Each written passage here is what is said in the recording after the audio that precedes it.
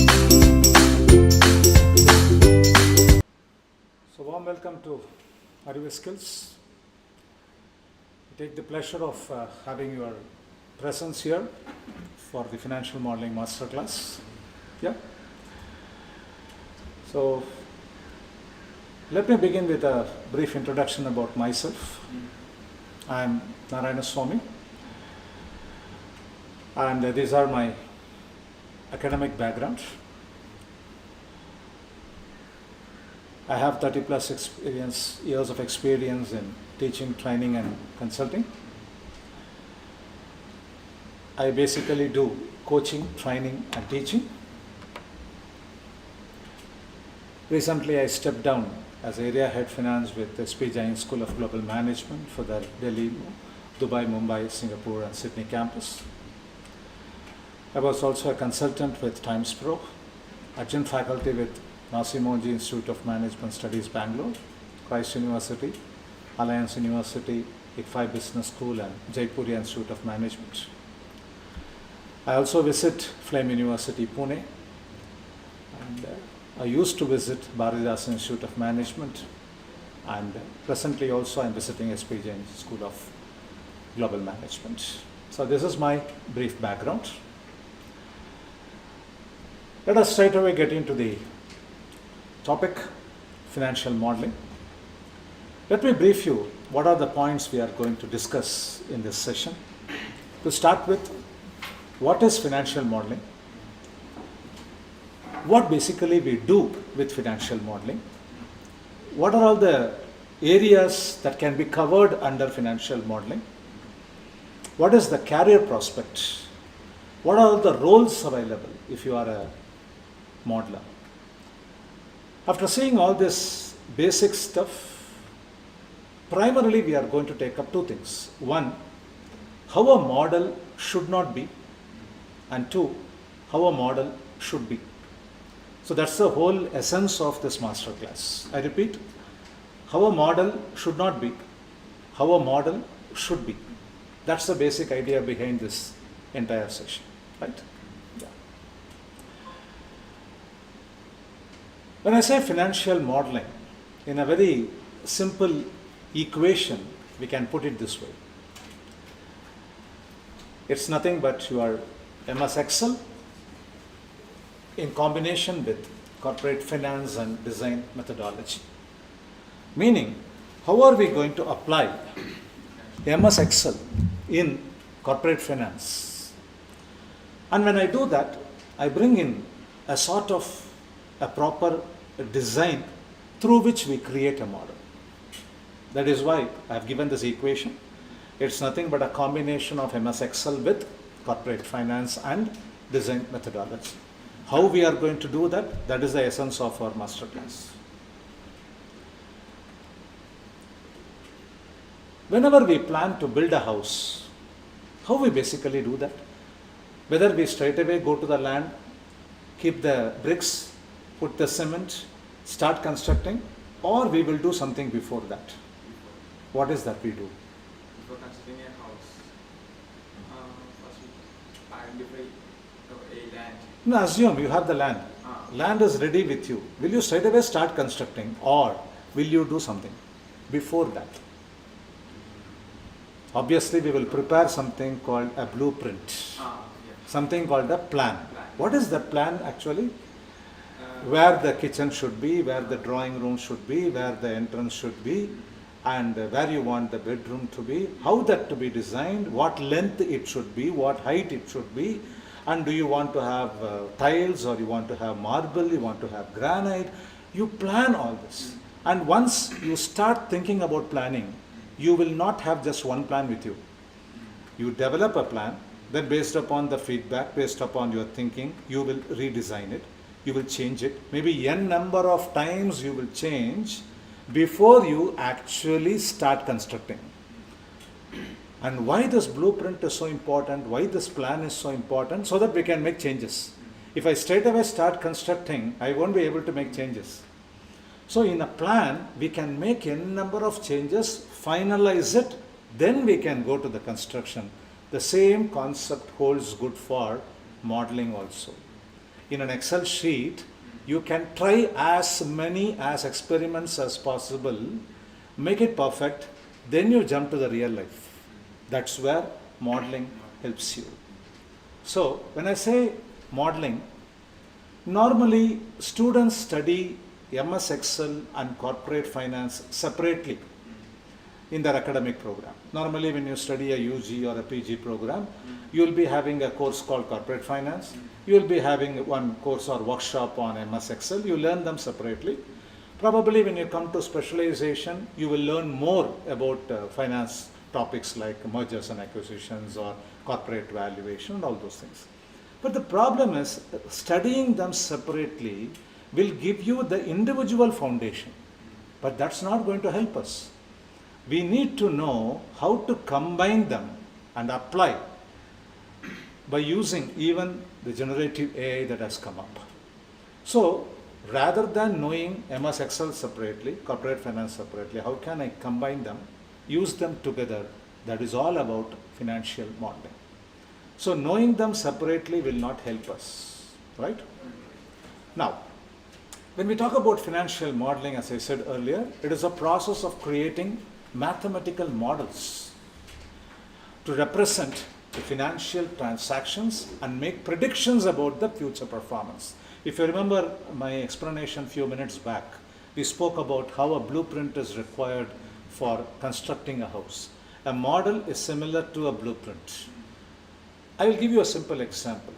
You are planning to do some M&A, mergers and acquisitions. You are planning to acquire a company. Before even acquiring the company, should you not check up, will it make financial sense for us to acquire the company? You don't think about this after acquiring the company. Before acquiring the company, you need to think. That's where your model will help you. Similarly, I am planning to buy share of a company.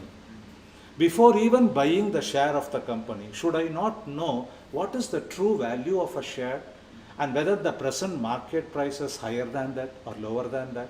And to check that, I use model. So everywhere, modeling will help me to decide whether I should really jump into that or not in my real life.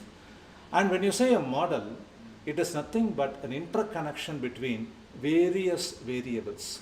Like how one variable goes up or comes down, what happens to the net result. So in a model, you will have multiple combinations of variables where I can go change it, increase it, decrease it, and see how the net effect will be. These things you can't do in real life. Once you have gone into the action, it's sealed, it's gone. But before even I go to that place, can I do all experiments in model and try and check? That is where model comes into picture. That is why it talks about make predictions about future performance. Because future is uncertain. I am not sure how it is going to come up. But can I visualize different scenarios? What are things possible? A simple example. Last 1 week you might have noticed our equity markets have fallen. Now my question to you is it right time to buy? Is it right time to sell? Is it right time to hold? I don't know. You might be knowing, but I don't know. But in future, markets may go up, markets may come down, it may remain same, I don't know. So if I say I don't know and keep quiet, I won't be able to do anything. Can I develop 3 scenarios? If market goes up, what will happen? If market goes down, what will happen? If market remains stagnant, what will happen?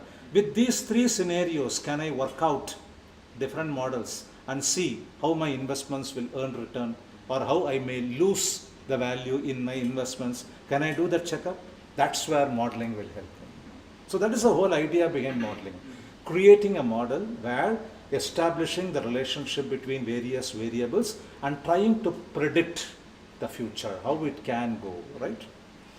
Now, when I talk about the modeling, we basically use a spreadsheet software. We basically use a spreadsheet software to analyze and build the models. Like what are all the models normally we do? We do DCF models, LBO models, M&A models, and many more. I will talk about all this in the upcoming slides, what all we do. But basically we use a spreadsheet. Now, once when I was teaching this program in another institution, one student asked me, we always keep talking about Excel, whether we use only Excel, whether we use only Excel. So I told him, we are not talking about using Excel, we are talking about using a spreadsheet. But because MS Excel is a very widely used spreadsheet, we, by subconscious or unconscious way, we always treat Excel in modeling. So immediately he asked me, then what are the other spreadsheets we have? I don't know anything. Then I thought I should include 2 slides on it that I'm going to show you. I don't know, you may be aware or may not be aware what are the other spreadsheets available. So let me just show you what are all the spreadsheets available where also we can do modeling, right? Obviously, to start with, MS Excel. We know that is the most widely available used spreadsheet. I need not explain you more about it. Next we have Google Sheets. You may be aware of it.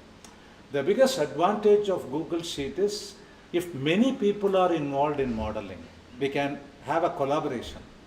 Anyone in our group will be able to punch in data, will be able to change the data, edit the data, we can do all those things, which is not possible in a normal Excel. That's an advantage. The third spreadsheet we have is Apple numbers. So you know very well by seeing the name itself, it's a spreadsheet software provided by Apple. Of course, it works only in that Apple group. We can't break it outside. But if your entire team is working in Apple, probably we can use this. The fourth one we have is LibreOffice Calc. There is another spreadsheet available. Yeah? Yeah. So it's another very interesting available, but we don't normally use it, but just for your information, we have it. The next one we have is Apache OpenOffice Calc. There is another one available. Again, this can also be used for editing Excel files in a group where all the team members want to participate. It's an open source spreadsheet tool. Next we have Zoho Sheets. You may be aware of Zoho Books. And so when in case if you are using Zoho Books in your organization, it will come with the Zoho tools which has the spreadsheet also participant, right? Next we have Cube. There is another spreadsheet available. This is owned by Salesforce. You may be aware of the company Salesforce, MNC, which again operates basically in CRM related activities. Then we have Smartsheet, primarily used in project management. And finally, we have Airtable. There's another spreadsheet available.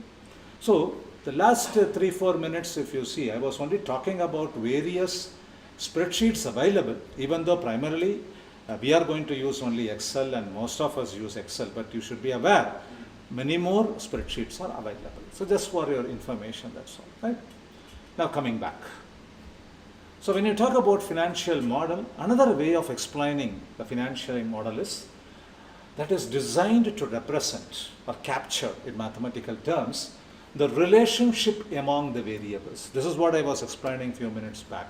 Like one cell will have connection with another cell.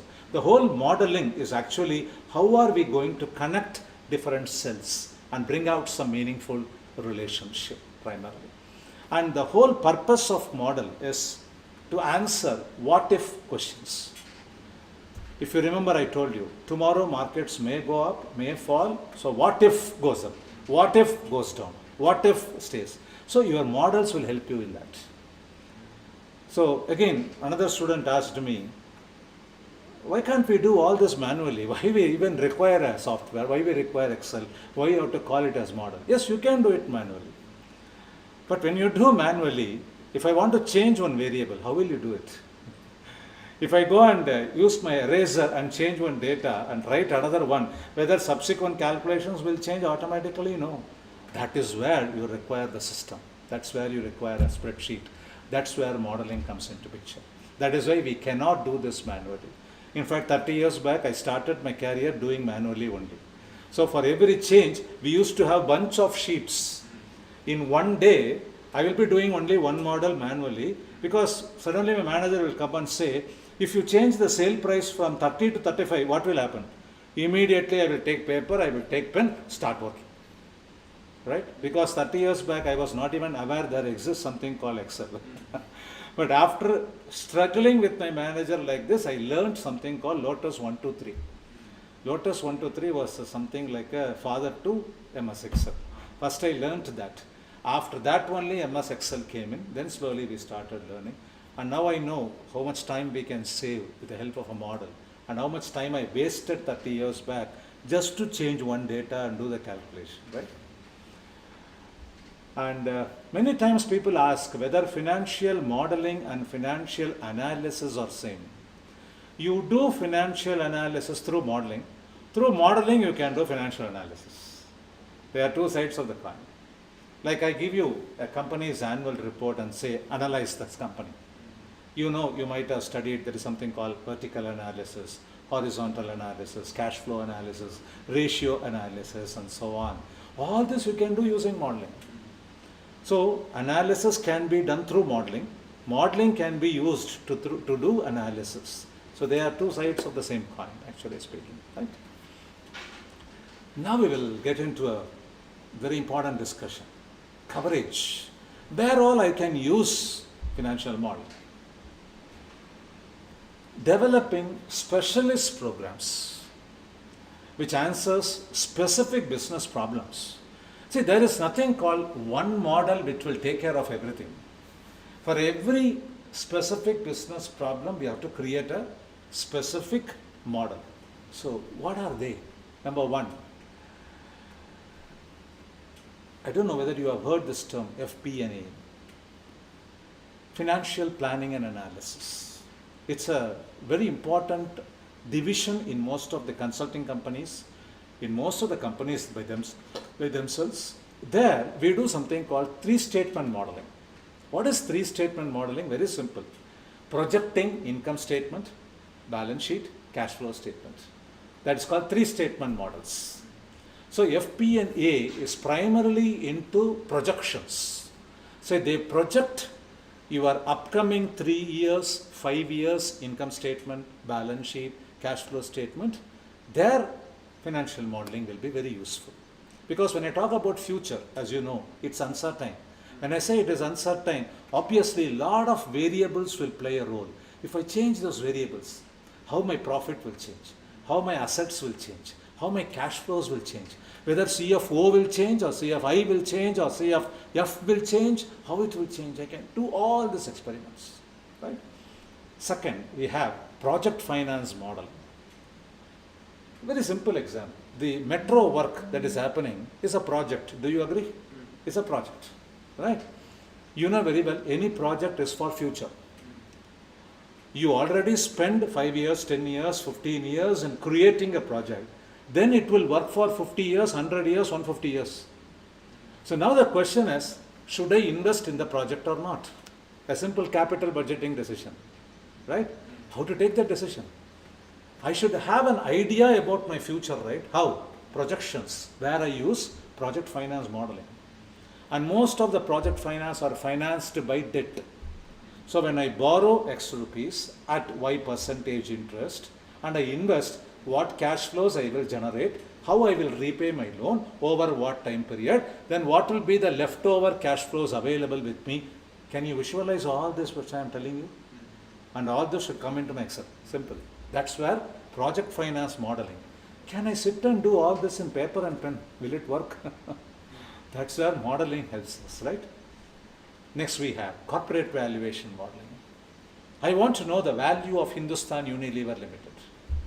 I want to know what is the true value of a Hindustan Unilever Limited share. How to do that? The entire valuation is about future. The entire valuation is about future. So when I say future, future can be any way. We don't know. That's where again corporate valuation modeling comes into picture. Assume I am planning to buy one company. What price I should pay them? That purely depends upon their value. So unless I do their valuation, how will I know what amount I have to pay them and get the company? There again corporate valuation plays a role, right? Next, M&A modeling. Fine, A Limited acquires B Limited. Very good, fine. You have decided to pay X rupees after doing corporate valuation modeling. Now you are sure. Now the question is, if I pay so much and get it, what type of synergistic benefits I will enjoy in the coming years, whether my EPS will go up, my earning per share will go up, is it worth buying by paying so much for that company? That's where you check in M&A model. All these are done by investment bankers, typically before even getting into the M&A deals, right? Next we have LBO modeling. Have you heard of this term LBO? Leveraged buyouts. It is a form of M&A where you don't use your own money. You borrow money and acquire a company, maybe work with it for 4-5 years, then sell it away and go away. You don't have a long-term interest in that company, typically. See, there are normal M&As itself financed through debt. That is also LBO, okay. But normally when we specifically say LBO modeling, we use it for PE funds. Have you heard of PE funds? Private equity funds? These are the funds who would have taken a lot of money from various people, would have built a corpus. They'll be looking, which company can I buy by borrowing and investing, run it for 4-5 years, sell it at a higher price, get away. They don't have any long-term interest. They basically look for investments and returns. So when you say so, you will place only 25% of the value from your pockets. Maybe other 75 you will borrow and then you will invest. When you do so, at what price should you be able to sell it after 5 years? What returns it will give you? Doing all this calculation is LBO modeling. Again, we can't do this manually, right? Next we have real estate modeling. Real estate of different categories. Can I build a big office complex? Purely commercial complex. When I build so, first of all, I should acquire land. I have to construct. I have to lease these places to the corporates, generate lease rental charges, and this will not be there for 1 or 2 years. This will happen for so many years. Will it make sense for me to do? Another option or another way of doing real estate modeling is constructing apartments. Again, I buy a piece of land, I borrow money, then I develop plans for my, say, single bedroom, double bedroom, triple bedroom. I sell it to people, take money from them, construct, hand it over. Like this, there are different real estate projects available. Will it make sense for me to do that? That I can know through modeling. That's what real estate modeling are. Next we have startup modeling. Very interesting. I have a plan, I have an idea, a business model with me, a business plan with me. Will it make sense? I want money. I don't have money, but I have a plan. I have an idea. Now I have to pitch my plan with venture capitalists, with private equity funds. So I should develop a model and say, no, this is how my business will come up in another 3 years, 5 years. That is what startup modeling is. Then of course we can use it PE VC modeling. Like I am running a VC fund, a venture capital fund. I am running a private equity fund. There are a lot of investment opportunities available for me. Where should I invest and then take money? So as a PE VC, I will do modeling to take the decision. Then we can use modeling in personal financial planning. See, you as an individual, assume you are 40 years old. You come to me and you seek advice. What should I do?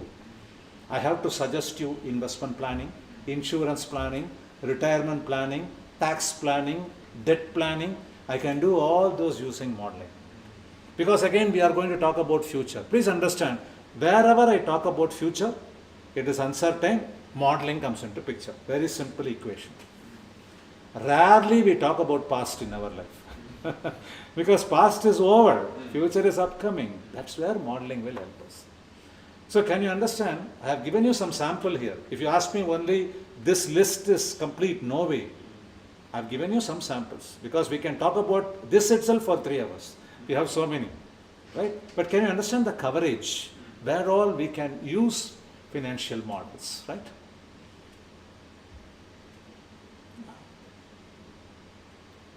When you say financial modeling, then what it does? Number one, it analyzes and processes the data.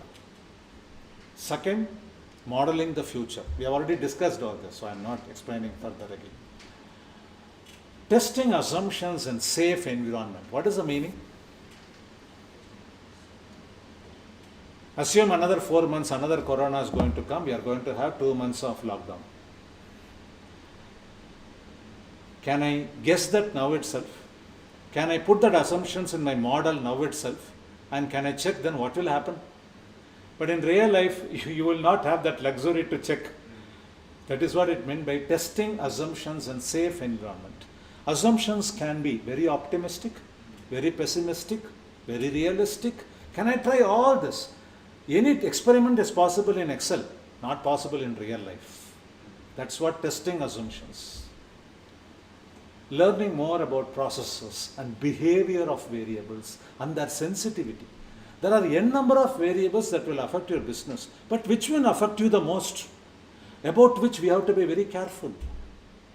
That we can test it through this. When I change one, that is called sensitivity analysis. When I change one variable and see how it affects my profitability, how it affects my cash flows, I can do the testing.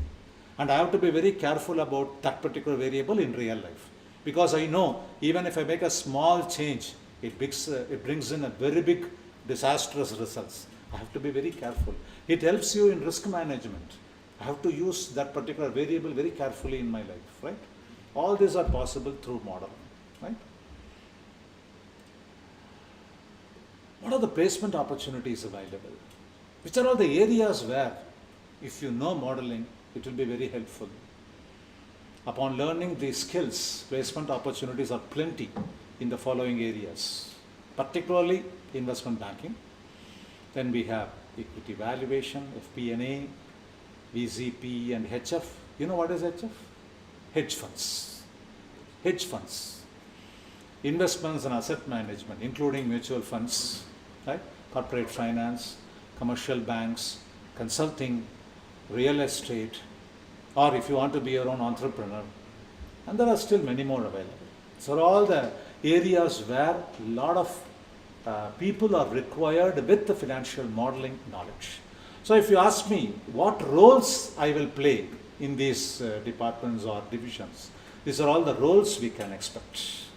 Financial analyst, corporate finance manager, business analyst, investment analyst, equity research analyst, credit analyst, venture capital analyst, private equity analyst, risk manager.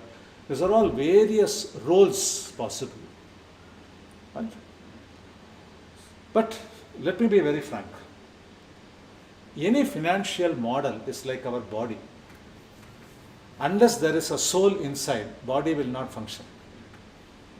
So, in the light of focusing on the body, we should not forget the soul. What I mean by that?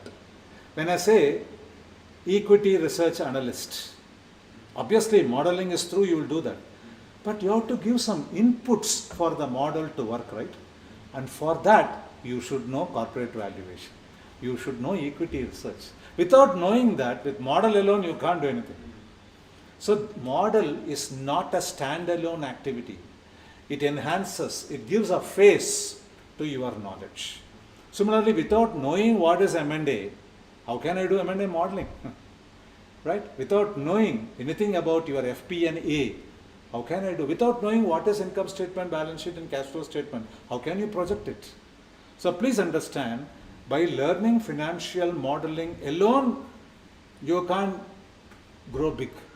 There is a soul behind which will give you a strong input or knowledge with which you have to. For example, real estate analyst. Without knowing even how real estate businesses function, without knowing the terms and jargons, without knowing how it works, how you can do modeling? So please understand, it is only a body. There should be a soul behind which will make the body function, right? So, with all this background now, I told you there are two questions we need to answer in today's session. How a model should not be, how a model should be. These are the two questions primarily. The last half an hour was basically giving you a preface about what is modeling, what are the roles, what are the areas, what is the concept and so on. But now let us get into the real action. So taking the first one. How a model should not be. Yesterday you might have received an email from the office. Can you check it up?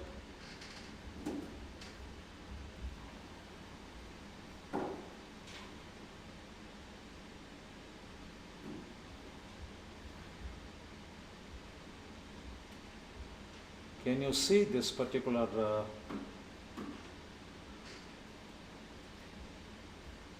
can you just tell me whether can you see this particular Excel sheet which you might have received yesterday? Yeah? Have you received this particular sheet? I hope all of you are able to see this particular sheet. Now, of course, I don't know why it's not coming up on the screen here, but anyone who is in the online session, will you be able to tell me, are you getting an Excel sheet in your screen? Can anyone confirm me that?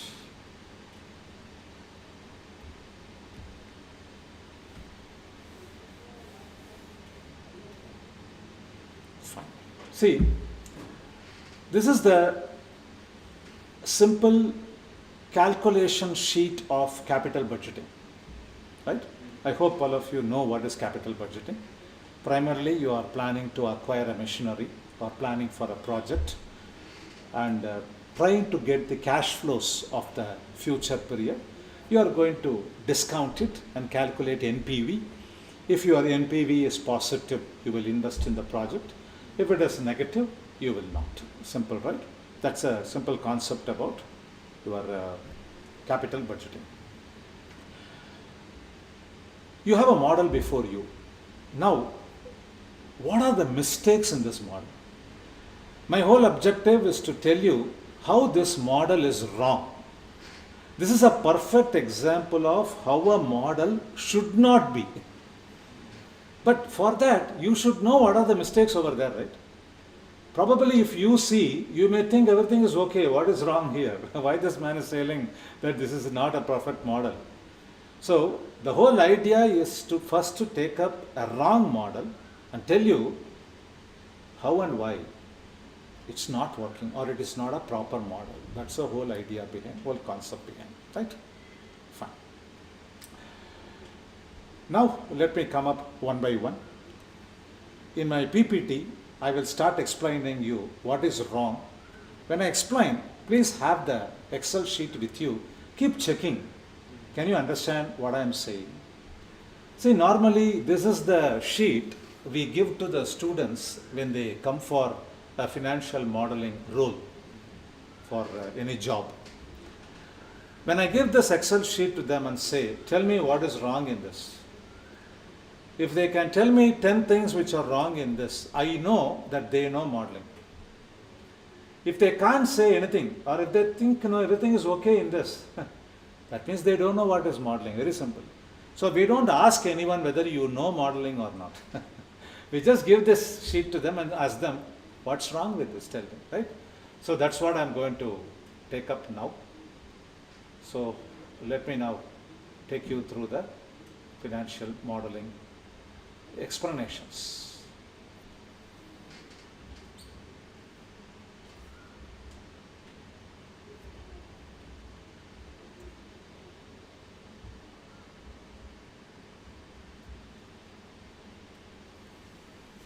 Yeah. So I repeat now, as and when I pick up a point, please check your Excel, make sure you are able to connect with what I am saying, okay? Point number 1.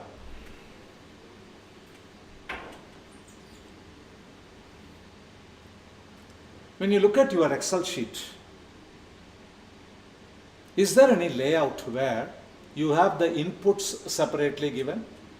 The calculations are separately done? Is there any place where the output is separately given? Can you find all this separately in your sheet? You won't be able to. Everything will be clogged together if you look at the sheet. Am I right? Everything will be clogged together. Now I have a simple question. When you go to a hotel, whether you straight away go and sit in the kitchen and eat, or you go to the storeroom and eat, or whether any hotel has got only one place where the storeroom is there, kitchen is there, and you also go and sit there and eat. Whether everything is in one place? Don't you find a separate place for storeroom? Don't you find a separate place for kitchen where everyone cannot enter? Only the authorized people can enter. Can you find a separate place for dining? That is how a model should be. But in your existing model, if you see, everything is together. It's like as though you go to a hotel and go and sit in the storeroom and then have your dosa and your chapati and you come, right? That's not the way it should be. So that's the first point. So the first mistake I identify in this particular model is there is no clear-cut layout differentiating inputs, calculations and outputs, right? Yes. Next. When I don't have a separate input section, I will never know what inputs have gone into the model. You know very well, the inputs to any model is called independent variables. What do you mean by independent variable? These are the variables that you give that will decide the dependent variable or the NPV in our example. So normally for a capital budgeting, what are the inputs? If you even think in academic way as a question, when somebody asks you to prepare NPV in a question, what are the data that they will give you? They will give you the investment, they will give you the periodic cash flows, they will give you the discount rate, and then they will ask you to calculate NPV. Am I right? So these are the inputs. And if only I know where these inputs are, I can go and change the inputs and see how my NPV is changing. But in my existing model, I don't have any separate place for inputs. So I don't know where to go and even give the inputs, right? That is the second mistake in the model. Third, Excel has given something called colors for you to use it. Right? For what else they have given you? So obviously, there should be separate colors for inputs, for processes, for outputs, whereby just by seeing the color itself, you will know this is an input area, this is a process area, this is an output area. So the colors should be sensibly used. Any black and white model is absolutely not acceptable, right? Next. No borders, no shading, nothing. All the numbers are put together. Unless you have borders, you will never be able to differentiate one set of data with another set of data. Again, Excel has given that facility. Why not to use it? Right? So borders, shades. In any model, I should be very clear. The different areas are distinguished by the borders, right? Next. No data validation of inputs. What do you mean by data validation? In case if you have studied Excel, probably you will be knowing what is data validation. Otherwise, let me tell you the simple meaning. One among the input for capital budgeting is discount rate. In your Excel file, what is the discount rate given? Can you see somewhere? Can you see somewhere? What is the discount rate given? Have they given 6% somewhere? NPV at 6% something? Yeah, right. So you have got it, right? Fine. Suppose somebody types minus 2%. Your Excel will do the calculation, am I right? Somebody types 120%. Your Excel will do the calculation. But can discount rate be negative? Can discount rate be 120% or so? Is it possible? That means you are giving a free hand to the user to type any nonsense and get an NPV. A true model should not give so much of freedom to the user. So when I say data validation, what I mean, I will define the data. For example, I will say 4% to 12%. That's all. You can't give anything more, you can't give anything less. I will define what will be your range. The whole purpose is so that you don't type a wrong number and get a wrong output. The whole idea is to help you only. See, intentionally you may not go and type a negative figure, but assume suddenly your finger goes here and there, wrongly it types the minus sign, and you end up with a minus discount rate. You will get an NPV still, but is it right? So, for the benefit of the user, it is always advisable to give a range. That means I will validate the data. I won't allow you to type anything and everything that you want to. I will give a range. So, any model that is not giving data validation is not a good model. Meaning, lot of mistakes are possible through that model. Be very clear. So, but in this model, I don't find it. So that's the next mistake I find, right? Next one, mixture of number formats. What I mean by that? Can you see some numbers are with comma, some numbers are without comma, some numbers have one decimal, some numbers have two decimals, some numbers have even four decimals, some numbers don't have any decimals at all. How absurd it is. That is not the way a model should be. Meaning, when you say a model, every number should have comma. It can be either Indian system or international system. Meaning, in lakhs and crores, or it should be in millions and billions. Whichever way it is. But comma should be there. And you should define every number should have a common decimal system. Say 1 decimal, 2 decimal, or no decimal. If one number has 1 decimal, another number has 2 decimal, another number has 4 decimal, that's very awkward looking. Anyone who knows how to prepare a model will not prepare a model that way. That is the next mistake, right? If you remember, we are in the topic how a model should not be, right? Yes. The next one.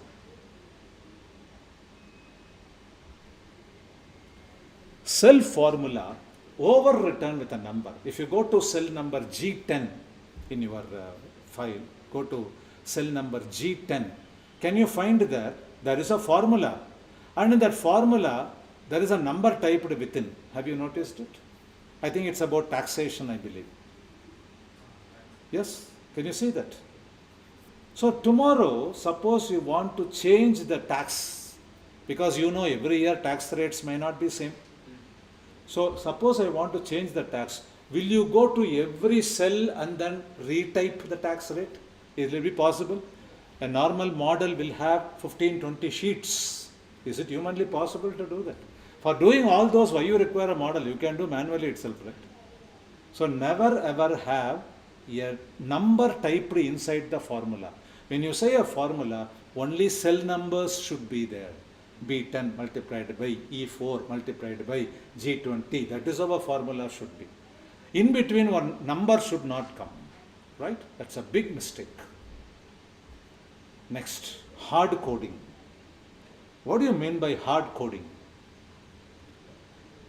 Never ever in a model you have to type something. A model will have only formulas. Hard coding means manually typing a data. There is only one place in a model where you will manually type a data. That is called input section.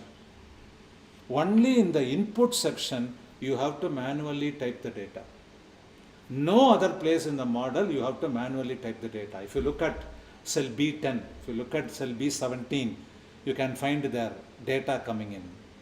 That should never happen, right? Hard coding is a sin in modeling. It's a sin in modeling. No management reporting. What do you mean by that? NPV, assume, comes to positive 1000. So what? So what? Or NPV is coming to minus 2000. So what? You should not expect that the user of your model knows finance thoroughly. That if it is a positive NPV, he can go ahead with the project. If it is a negative NPV, he should reject the project. You should not expect your user should know everything. That means once you get the NPV number, you have to explain. So what? So there should be some wordings coming like this. As NPV is positive, please go ahead and invest. As NPV is negative, don't invest in this project. You have to explain it. You have to report it. That is what management reporting. Don't expect that the user of your model knows everything. You have to tell him. That is the whole idea behind modeling. Right? The person who creates a model will have all the knowledge. A person who uses may not have. You should not expect he will know, right? Next. No use of conditional formatting. Have you heard about this conditional formatting in Excel? Very simple. If NPV is positive, the cell where you have the NPV number should automatically turn green. Suppose if the NPV is negative, automatically that particular cell should become red. Can I do such type of things using Excel? Yes, it is possible. We can do. It is possible. That is called conditional formatting, meaning formatting your cell based upon a condition. What is that condition? If NPV is positive, make it green. If NPV is negative, make it red. I can do that in my Excel. Why I should do this? By the time NPV is positive or negative itself, automatically the color will change. I even need not look at the number. I need not even look at the report. Just by seeing the color, I will know, okay, I will not invest here or I will invest here. Can you make the job of the user as simple as possible, as easy as possible? That is the purpose of modeling, right? Next. We have a specific function called NPV in Excel. But if you look at the model here, we have done a detailed calculation like how we will do in paper and pen. To do like this, why you require Excel? You can do it in paper and pen itself, right? When I go to Excel, I should make obvious or ultimate use of Excel, right? So there is one function in Excel called NPV. If I use that, it will be so easy, it will be so simple actually. But rather than using that, I have complicated my work so much. Another bad example of a model, right?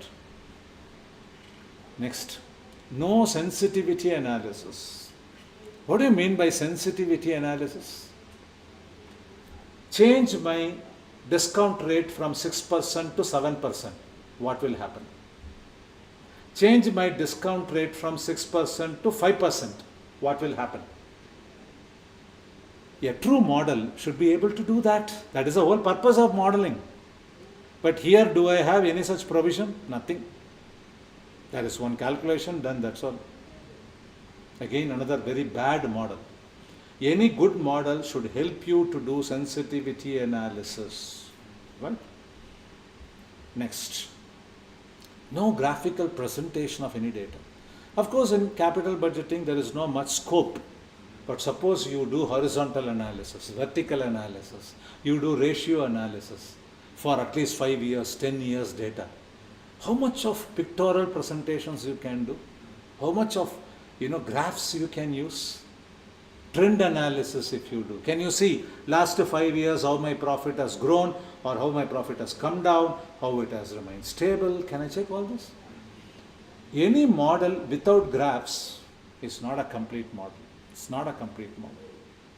Right? Next. Workings should always be shown separately. Please understand, when you go to a restaurant, nobody will come to the dining hall will cut vegetables. They won't even cut vegetables in kitchen. There will be a separate place. Workings will be done in a separate place. Nobody will come and wash the utensils in the dining hall. For washing the utensils, there will be a separate place in the hotel. Always remember that. Workings should be shown separately. Don't confuse this with your main model, right? No self-checks. What do you mean by self-check? I'll give you a simple example. Whenever you do projections, for example, there should be a place where you should check whether assets are equivalent to liabilities plus owner's equity. Nothing but you are checking whether in my projection balance sheet is tallying. Without that, never proceed. So, in a good model, periodically at every stage, you will have self-checks. If self-checks are not done or not monitored, probably you may do a mistake in the very beginning, will continue till the end, without knowing that you have done a mistake. Yes or no? That's why self-checks are very, very important in any model, right? See how many mistakes I have been telling and I am just continuing still, right? Continuing. If you look at your model, if you go down, can you find something called CA, FA and all those things there? What are they? What are they? Even I don't know. I don't know what it is. You know why I am telling I don't know? The person who created that model should give a comment explaining what it is. You write something and you expect the users to know, not possible, right? CA can be anything. CA can be a chartered accountant, CA can be current assets, CA can be anything. Suddenly you write CA somewhere, how will I know? Right? So, it is the duty of the person who creates a model to use comments. Wherever he thinks, this topic may not be clear to the user, he should explain it in the comment. Right? Tell what it is basically. Next mistake. Every model should have something called documentation, meaning how the model was prepared. You know why? Forget the user. You have created a model. Tomorrow you resign the job and you go to some other company. Somebody else is going to take up this model and work. He should not wonder how this model was prepared. So by reading the documentation, he will understand how this model was prepared. He will be able to use it, right? So, documentation is a very essential part of any model. How you have developed the model, so that any person who picks it up will be able to understand. Then he will be able to work on it. Normally in software industry, it is a norm. When somebody writes a code, when somebody writes a program, they should explain it very clearly, so that somebody who is going to take it up later will be able to know what you have done, right? Next. Who has prepared this model? I get a doubt in this. Whom I will go and ask? In your model, anywhere, whether the person's name is given who has prepared this model, meaning the author's name, nowhere given. So who I will go and ask? So suppose you get a doubt, you ask me. I get a doubt, whom I will go and ask? So author's name is compulsory. Next, version number. Many times you might have revised the model. So what version is this? Suppose I have seen this model 6 months back, and after that thrice you have revised the model. I know that I used version 3, now version 6 is going on. So now I will know some changes have happened. What changes have happened, I will check it up, right? Yes or no? Yeah. So version name, number, author's name is compulsory. Without that, I will not accept any model at all. Next, model not set up for printing. What is the meaning of this? What do you mean by setting up for printing? Meaning, you have any Excel sheet, you can always go and block the area and you can do print. It will print and give you. But the problem is, after a few days or months, you pick up that sheet and you see, you will never know from which file I took this printout. You will never know on what date I took this printout. Will it not be too confusing for you? So before even you take a printout, the file name, the date, possibly the author name, these should be available in that printout area. Then only if you take a printout, you will have that with you. Tomorrow if you want to check up, you will be able to. So any model without all this data is not worth printing. It will only create more confusion to you than helping you in future. Right? That is called a model set up for printing. Right? So to sum up, building a good model requires structuring it logically, checking the assumptions, sensitizing the inputs, auditing carefully, documenting clearly, and updating as needed. out of this big list I spoke to you, even if you would have told me 10 mistakes, I will know for sure you know modeling. So those who know modeling will immediately pick up these points. Those who don't know modeling, obviously, we can't expect them to know. So that is why normally when we go for recruitment during the placements and other things, we just give this particular sheet to the students, the same Excel file what I have shared with you. Just tell them, give us 10 mistakes in this model. If they are staring at the model and sitting, we know they don't know what is modeling. Otherwise, they will start telling us, this is the mistake, this is the mistake here. Even 10 mistakes enough. If for sure you know modeling, right? So, half an hour back, you were silent. Now you know so many mistakes are there. Is there a change? Is there an understanding? Right? So, that's what basically our first question. What is the first question? How a model should not be. Right? So now you look at the model, you try to think over all these points that we discussed. Now you will figure out so many mistakes in that model. Right? The same model you saw half an hour back was very nice.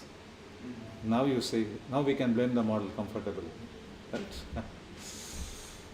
So, any questions you have, any doubts you have, any queries you have, welcome.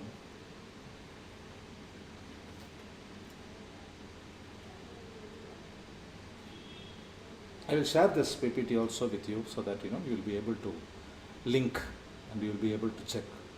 Right? The financial modeling what you have PPT what you said in Excel. This is only the financial model. Entire thing is only this thing. No. We are just starting. Okay. So my first discussion is how a model should not be. My next discussion will be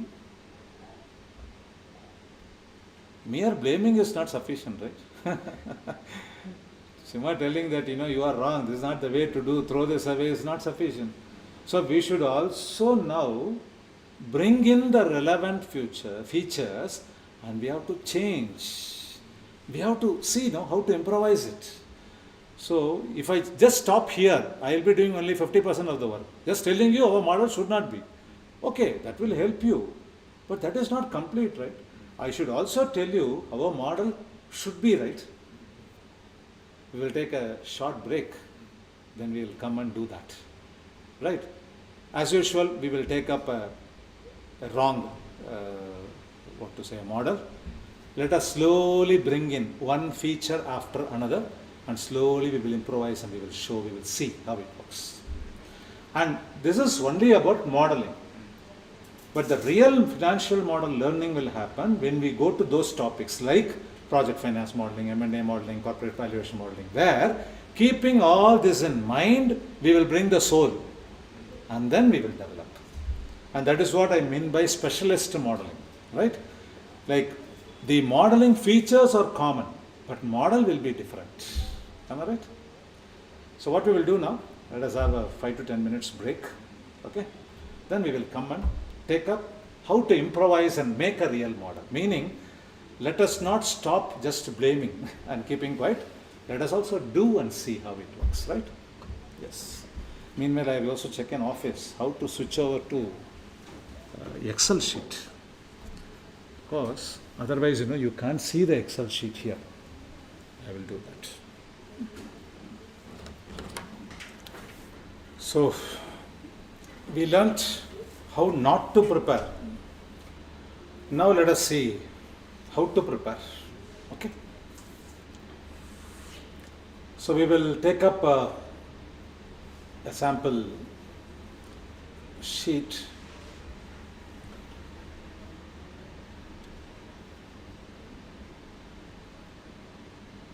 This sheet I have not shared with you, so you can see it on the screen over here, right? I will try to just enlarge this so that you will be able to see this.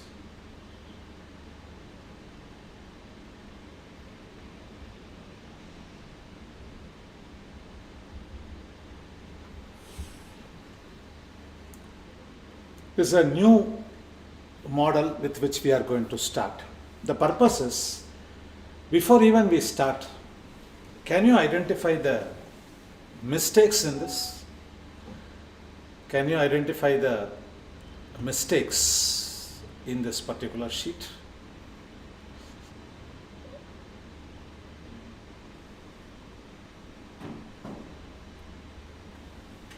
Oh, it's gone again.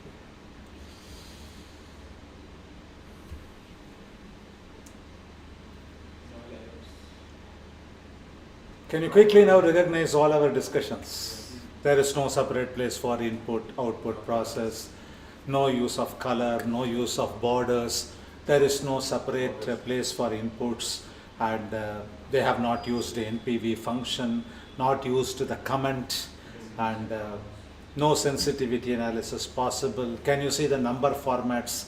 Some with comma, some without comma, some with 1 decimal, some with 4 decimals. So all those points that we discussed now. So now if you see this model, it will be more clear to you how this model is so bad. Right? Fine.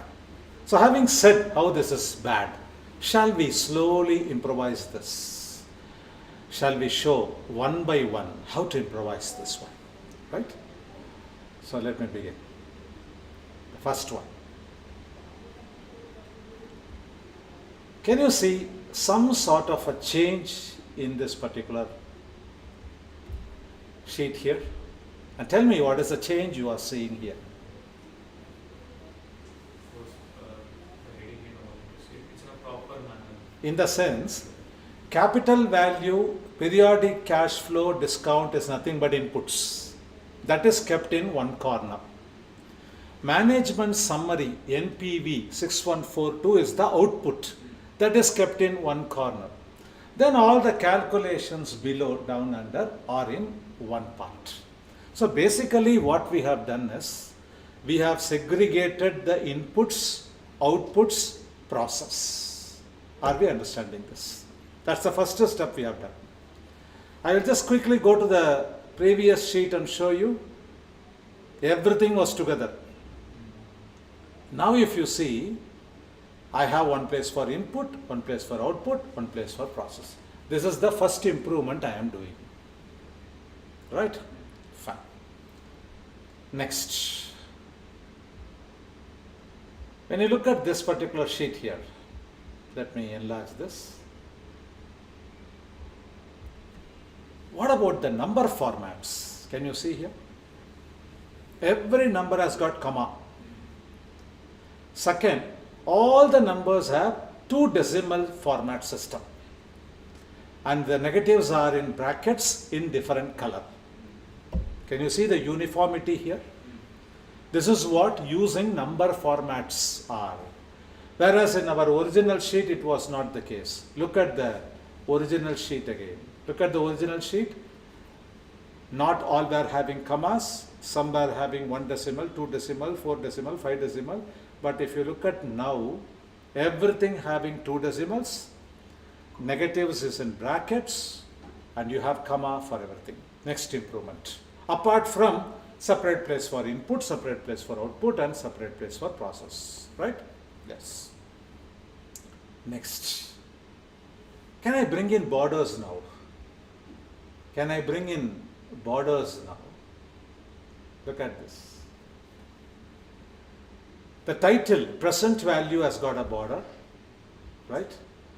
Can you find the inputs? Capital value, periodic cash flow, discount rate has got a border, output has got a border, year has got a border, there is a NPV has got a border. So the purpose of border is to differentiate the different items and show you in a better way, simple, right?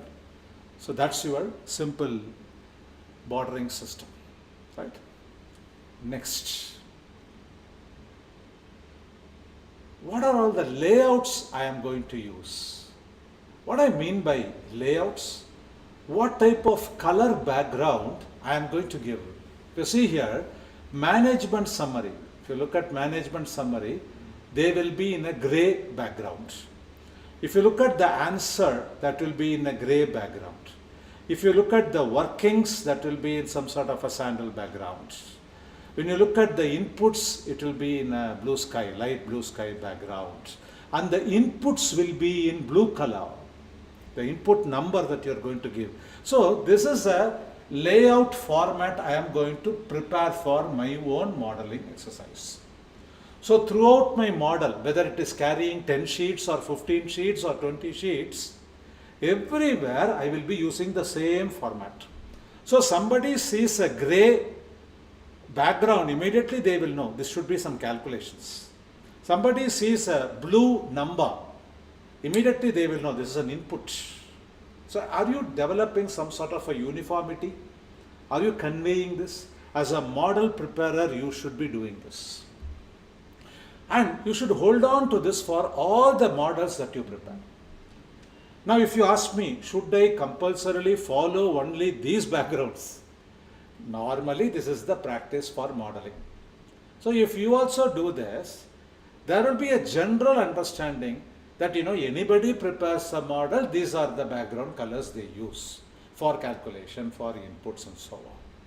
So if I say no, I will use different colors, fine, you can use, but for whatever model you prepare, be consistent in using the same color, right? So now can I bring in these colors into my model? So here I am just showing these are all the colors I am going to use for different backgrounds. Now what I do, let me insert these colors. Can you see now here? Can you see here how I have brought in the colors within? Can you see the input area has got that light sky blue color or color? Can you see that gray color coming up here? So I have to bring this now within my model, right? Fine, but still if you see my input 1,28,000, 10%, or in black color, what we actually showed in the previous sheet, if you remember, blue color, right? Can I do that adjustment now? Now can you see? Now can you see? Can you see that 1,28,000, 10% have come in blue color? Normally in any modeling, anybody when they do the modeling, they will bring these three colors in blue. So that anywhere in the model you see this, you will know these are the independent variables. These are the input data. You will know immediately, right? That's the whole purpose behind. Next, till now, I have assumed discount rate to be whatever given by the user. Here the user has given 10%. That means we are allowing the user to type. So what is the problem we discussed in that, if you remember? If we allow the user to type, there are chances he may type wrong inputs, so that the whole answer will go wrong. Then he will blame you only. He would have done a mistake, but he will blame you. So what way we can restrict this type of errors? Can I do data validation? What is the data validation is?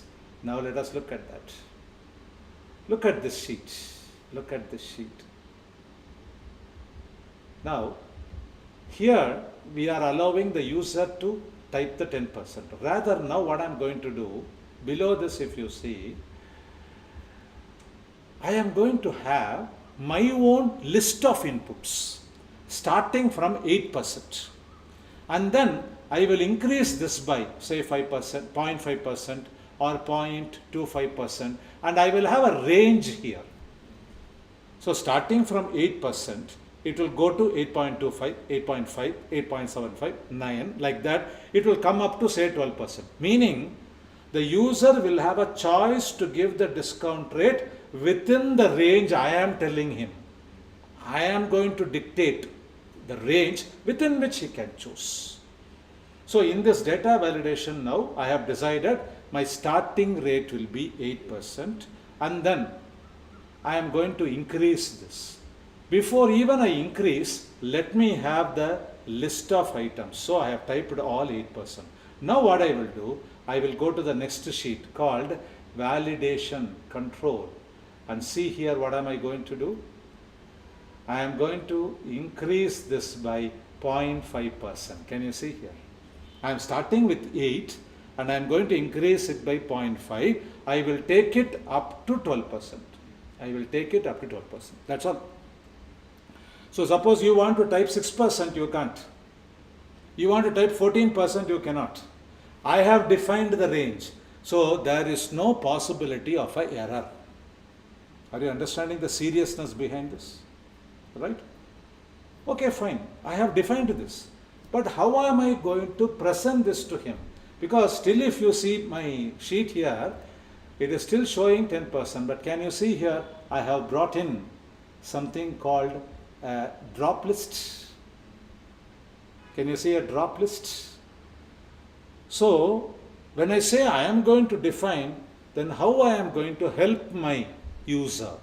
I am going to give this type of a sheet where he will have the right to choose 8.5% or 9 or 9.5 or 10 or 10.5 or 11. It's up to him.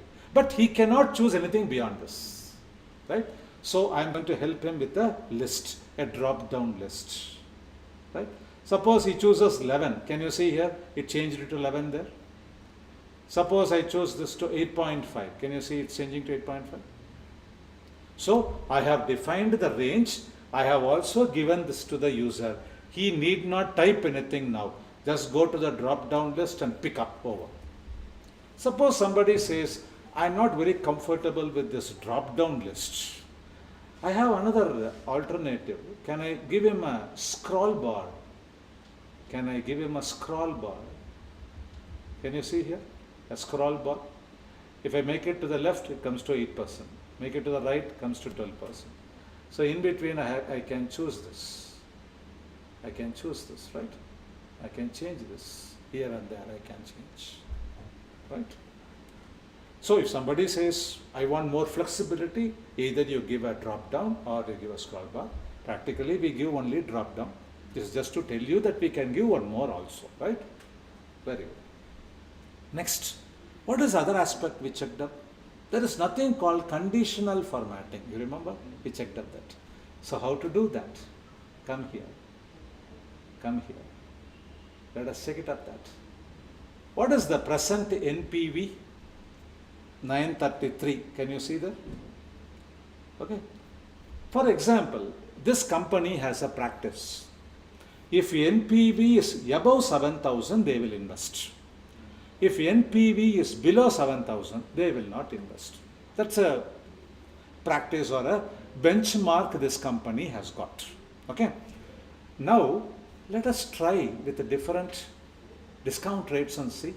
8.5% discount rate if I choose. Can you see here the color changing to green? I repeat. Earlier it was 12%. When it was 12%, it was 933. Now what I am going to do, I am going to change this to 8.5%. Can you see the color changing to green? Why? Because as per our discussion, this company has a practice. Anything above 7,000 NPV, they will invest. Otherwise, they will not. Can you see here the number is 10,000? Above 7,000, automatically the cell changed to green. Fine. Now let me change this to 9% and see. Still it is green. Why? Above 8,000. Can I change this to 10% and see? Because it fell below 7,000. Can you see a change in the color? Simple. So somebody, they need not even know what is NPV. Just by seeing the color, they know I can invest, I need not invest. To that extent, you should bring things to user friendliness. Very simple, right? Yeah. Fine. What is the next mistake we saw? In Excel, we have an exclusive function called NPV function. Then why you have to do such a big calculation? Meaning you are using Excel as a royal calculator. And imagine in a model with 15-20 sheets, if this is the way you are going to do, how lengthy it will be. Why can't we simplify it? So I am going to bring NPV function now. Look at this. Now see how simple the sheet is. I just have the capital value, the periodic cash flow, that's all. I have got my NPV. We have an exclusive function called NPV, equal to NPV, open the brackets, you can give the discount rate, the cash flow sufficient. See here, how simple is this? But look at the earlier file or earlier sheet. Look at the earlier sheet, how much of calculations we have done, right? So that's the advantage of using NPV function, right? Next, can I add some more functions to this? Meaning, now I have assumed the NPV calculation is done annual basis. Suppose somebody says, I want to do it on semi-annual basis, quarterly basis. There is no way I can do it here. So can I bring in that add-in function? Look at here. Can you see the add-in function here? Instead of doing the discounting annually, suppose I do the discounting monthly, what will happen? Suppose I do the discounting quarterly, what will happen? I do it biannually, what will happen? Can you see the change? So am I adding another function? Am I adding one more, feature to my model? Like this you can add many more. It's only an example again, right? Next. Till now, NPV is just showing the number. What we discussed, if you remember, user may not know what it is. So can I bring in some sort of a report using text facility? Can you see here? Now how this NPV is reported. It is not just showing a number. NPV is above the limit of 7,000. Can you see those words coming up? So what? Because it is above 7,000, we can invest. Right? So you can add that also. You can write a small story itself there. As NPV is above 7,000, we can go ahead with the project. Or if the number changes, as the NPV is below 7,000, reject the project. You can write a one-liner. You can write a small story also if required. That is the purpose of text, which will explain what it is. Right? Next. Can you see here the version number has come up now? Can you see the version number has come up now? V1.0 and with the date 30th June 2017. Can you see that? Right? Without version number, without date, it is not ready for printing. It is not even worth checking up because we don't know when the changes were made. Can you think over the next mistake that we have identified? Comments were not there, right? Comments were not there. So can I bring in comments now? Check it up. Can you see here? What is this 1 lakh? I have given a comment here. Enter the data in inputs in blue together with the interval and the start date and view the net present value. Something I have to explain, right? When I come down further, can you see here NPV again? This is the X NPV, which takes into account the cash flows and the date. Even though we call it as NPV, actually we are using X NPV function. So what is the difference between NPV and X NPV? NPV assumes the cash flows occur at even time interval. Whereas if the time interval is not even, we cannot use NPV function. We will use X NPV function. So I have explained all this. Otherwise, how the user will know all this, right? Next. Can I go to the names? What do you mean by names? Normally in modeling we have a practice because normally models extend beyond one sheet. We will give names to the cells. How to know that? You just go to the topmost left portion and if you click here down, you will find the names coming up normally. So here what we have done is we have tried giving the name here down under to explain you. Can you see the names list? For cell C31 we have given the name annual rate. For cell C40 we have given the name author. For cell C5 we have given the name capital value. That means the cell will carry the name whether you go to 13th sheet or 20th sheet, You need not bother in which cell this data is, just give the name of the cell, enough. That is why naming the cells are very, very important in modeling. You need not bother in which sheet, which cell number the data is, right? That's the purpose of giving the names. Next, can I show some graphs? Can I show some graphs? Again, if you go through, can I enlarge this? Can I see some graphs? Here the scope is very minimum. So I am just showing cumulative total of the cash flows as a graph. See, always graphs are better because picture tells you something more than the words and numbers. And here again, can I make it a bit more dynamic graph? What I mean by dynamic graph?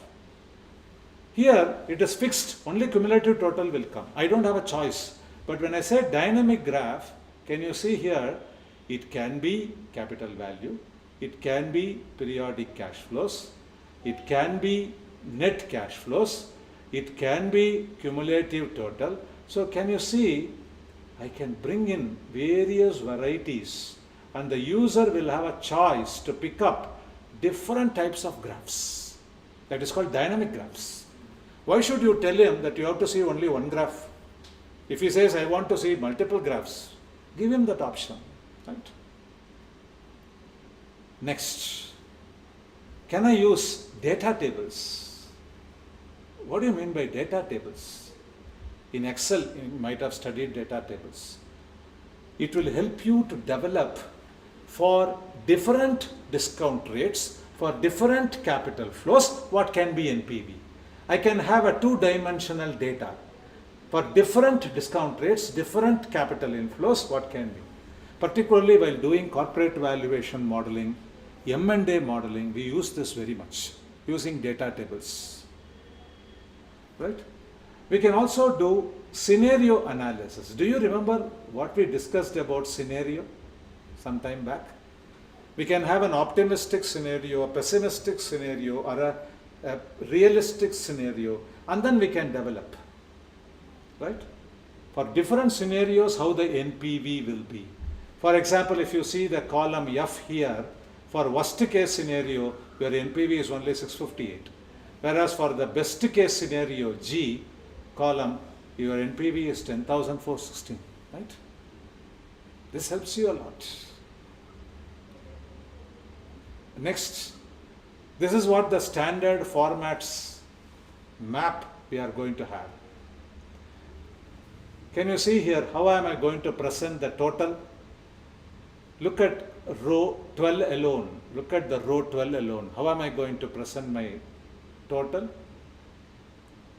It will have one line in the top, two lines in the bottom with the numbers coming in green color. So I am telling you what is my standards. My input, if you see here, will be in light sky blue color. My heading row will be in gray color. Answer box will be in gray color. So I am just explaining what are all the colors in which I am going to present my data, right? Similarly, this is nothing but your documentation or explanation. Do you remember we discussed something called explanation or documentation? How I actually prepared this model, I should explain it very clearly here, right? Then comes auditing. What do you mean by auditing? When I prepare a model, it's not that I immediately start using it. I should give it to my senior who has very good knowledge about not only the topic but also the modeling. He will study the model, he will check with various numbers and he will confirm. Can you see here? His initials are given, the date when he has actually signed the audit as given here. So unless otherwise a particular model is audited, you are not supposed to use it. Because many times the user may not recognize the mistakes which the auditor will do. That is why it should go to the audit. So these are all the various improvements that we have done for the same sheet. Now if you just go back and see the original sheet and the difference, This is the original sheet we started and how much of difference we have done here. Right? Fine. So, now coming back. These are all the key features for any model. To start with, we have to bring inputs, process, outputs, bring in a common number format, give borders, give a layout, give the colors to the individual system. Input color should be blue. You should develop a validation sheet, and either you show it as a combo box or a drop down or a scroll box somewhere. Use conditional formatting, use functions, any add-in function if you want you can. Give text to generate reports, give version compulsorily, give comments, give names for every cell, show graphs, have data tables for scenario analysis, give a scenario summary, giving 3 different scenarios minimum, have standard formats, give explanation or documentation, do audits. Right? So this is how we can actually improvise. We can improvise our simple basic model. So we not only spoke about how a model should not be, we also now showed how we can actually improvise it. So when you do real modeling, we have to remember all these features. Right? Particularly when you work in a company, the explanation, audit, all those will come into picture. But when you are learning, probably those things are not required. Right? Fine. So I was telling you in the beginning, the 2 main things we are going to discuss in the today's session is, one, how a model should not be, how a model should be. Are we clear with this? Yeah? Any questions so far? Any doubts you have? Welcome. Any queries? Any doubts? Let me check whether any questions have come up in the online also. Yes. Fine. Let me come back now. See, actually we have taken all this information from a book titled Mastering Financial Modeling in Microsoft Excel, written by an author, Alistair Day. It's a normal practice to give reference, to honor the author's efforts. So whatever I told you is not my own creation, obviously, right? We always learn from somewhere and we share it with others. So I want to say thanks to Alistair Day for having, published all these materials in his book, from where I learned, which I am teaching, I am sharing with various people, right? Yeah. So this is for record, I wanted to give the reference, right? Yes. Now, actually our Arivu Skills is proud to share a new program that we are going to launch now, called Tech Skills in Finance 1 and 2. And this is the simple content of the program that we are planning to launch. There are 10 topics if you see. It starts with using MS Excel in finance and modeling, then business plan using Excel, corporate valuation modeling, mergers and acquisitions modeling, project finance modeling, using Tableau in finance, using Power BI in finance, real estate modeling, LBO modeling, startup modeling. So these are the 10 different topics we are planning, and each topic requires a maximum time of 8 hours. So totally this 10 topics will cover around 80 hours. Now the flexibility that we are offering to our students is, if they want, they can do all the 10 topics. Or if they want, they can pick up only 5 topics. If they want, they can pick only 1 or 2, it's up to them. So every topic they pick up, they will get a e-certificate for the topic. Normally, one topic is done in 1 day. So morning you come, by evening, one topic will be over. So you carry a e-certificate. If you complete 5 certificates, any 5 out of this, you will have tech skills in finance 1.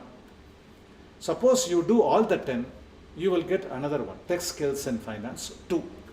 So we have broken it up into 2 parts. So tech skills in finance 1 will have only 5 topics of your choice. Whichever you want, you can learn. If you cover all the 10, you will get both the certificates, tech skills in finance 1 and tech skills in finance 2. The advantage is, if you have all the 10, you will be provided with placement support, certificate of merits and all those. But if you say, I want to do only any 5 out of this, it's up to you. So that is your choice. Right? We are planning all this on Saturdays and Sundays.